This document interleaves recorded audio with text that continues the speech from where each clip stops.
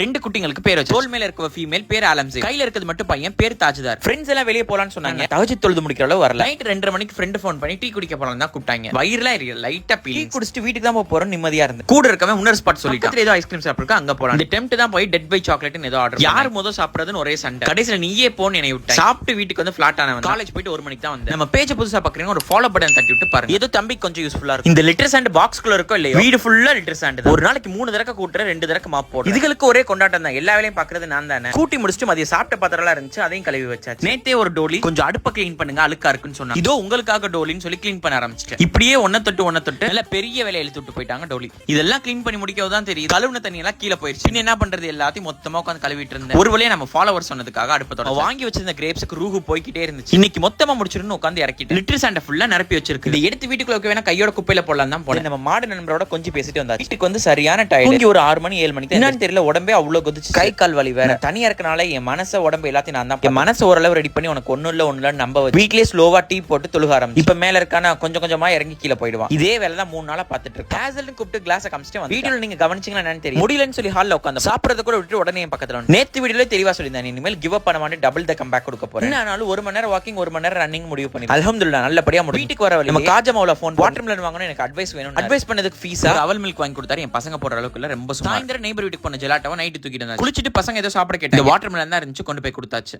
அவ்வளவுதான் சலந்தில நிறைய சக்சஸ்ஃபுல்லா கம்ப்ளீட் ஆயிடுச்சு. நைட் நம்ம வீட்டுல தோசை ஊத்த போறேன். சாப்பிட்டு அல்ஹம்துலில்லாஹ் தூங்க போறேன். பாய், நாளைக்கு பார்க்கலாம். Have fun.